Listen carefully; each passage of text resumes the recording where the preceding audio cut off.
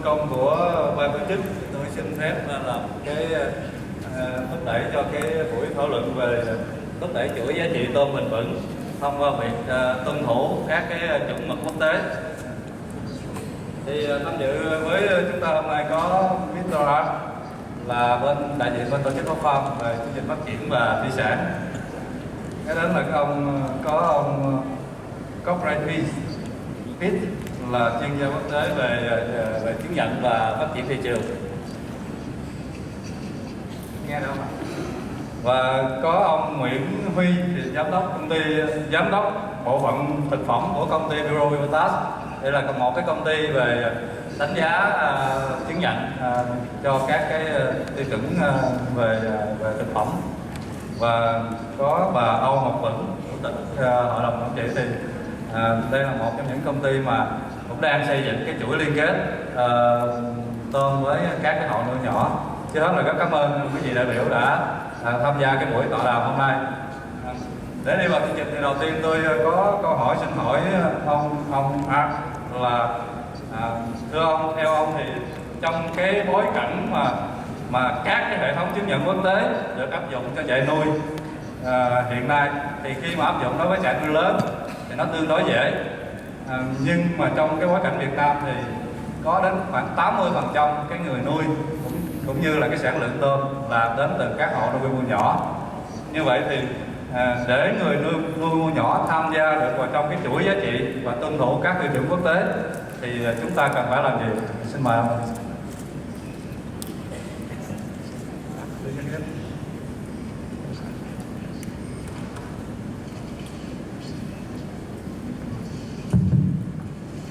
Yes, thank you for your question. First of all, my name is Art. I work as a regional private sector specialist for Oxfam, and it's a pleasure for me to be here. And thank you for inviting me to the panel. So, before we start, I'd like to give a little bit of background about what Oxfam does. So, Oxfam is an international NGO, a non-governmental organization working across 94 countries in fighting poverty and injustice. And seafood is one of the main industry that we focus on, and we are constantly trying to address the socio-economic issues. And in the seafood sector, we place a lot of emphasis and focus on small-scale fisheries as well as women fishers as our core strategy.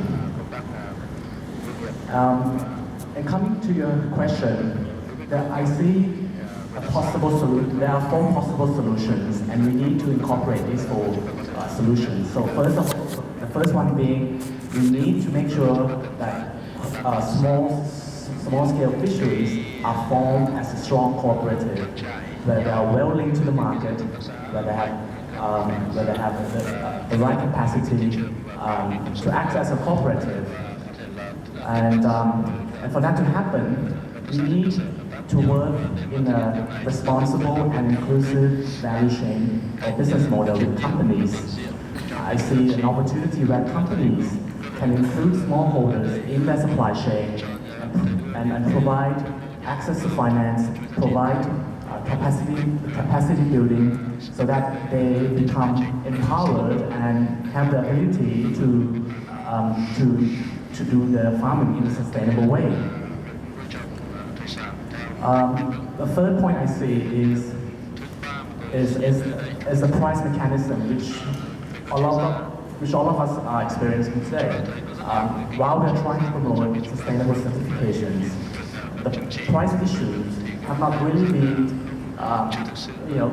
taken up by buyers or consumers, and this needs to be addressed. And given that there is a growing trend among the middle class urban consumers, at least in Southeast Asia, I think there's a lot we can do to advocate and create awareness about sustainable certification, about smallholders, and the role that they play in the seafood sector. So I think there's a lot we can work on that, and I know in the northern, in the global north at least, there is also a growing trend towards that shift. And last but not least, Given that certification, there is a limitation and weakness in the certification initiatives, I think we need to find a better way of working together by using a holistic approach. That is, we should work around some aquaculture improvement projects or AIDs, looking at zonal management, by working with all the relevant stakeholders to address these social issues. And in that way, we can find a best, well, no side fits all, but we can find the best way to address certain issues that has to do with smallholders as well as women fisherfolk. For me for now. Dạ, kính thưa quý vị đại biểu, thông qua những cái buổi thảo luận, những cái ý kiến thảo luận này, chúng ta có thể đặt câu hỏi. Tôi xin phép được hỏi để có những cái gợi mở từ các cái phía diễn giải và rất là mong quý vị đại biểu mình có câu hỏi thảo luận mình chia sẻ thêm. Cái phần kế tiếp tôi xin hỏi ông Cory là theo ông thì cái vai trò của chứng nhận quốc tế trong việc thúc đẩy sản xuất và tiêu thụ tôm bền vững như thế nào, và hiện nay có khá nhiều tiêu chuẩn quốc tế đang được triển khai. Ông có lời khuyên gì cho việc này ở góc độ thị trường và cũng như là các cái bên liên quan trong chuỗi phải làm như thế nào? Stakeholders in the value chain. What should they do?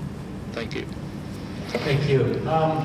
Well, I guess from what I've experienced in the work that Dựa I've trên been doing những cái trải nghiệm trong công việc của tôi trong 5-6 is năm qua that thị trường châu Á, the certification standards are cái tiêu chuẩn chứng nhận và thách thức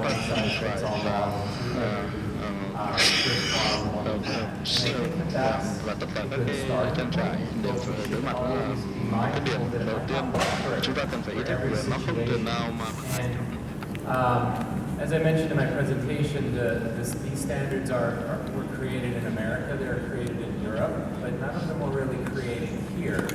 So they don't necessarily reflect some of the realities that need to be overcome in dealing with communities, incorporating gender issues into the mix. And so there's value in exploring other approaches to see how we can move forward. But it's difficult. Obviously, everybody wants to sell their product, and the markets right now are demanding that you have a standard and that you're certified against that standard. So it's difficult, which is, and in some ways, that's the way to go for now. But as other approaches, as I presented in CSAFE and potentially others, could offer different ways of doing things. In particular, if they help foster the integration of technology. I really feel like very strongly that that's one of the key pieces that we really need to see is more technological development, especially at the small scale, to help with traceability, to help with compliance on key issues, so that we can more efficiently help. And the last thing is, the other potential idea is that the certifications themselves need to consider adapting or maybe having a developing country strategy, right? I mean, I realize they're coming out with group certification mechanisms. Again, it's still a one-size-fits-all model, and we're not seeing improvement in the very bottom rung of the supply chain. We're not really improving anything. Cảm ơn ông.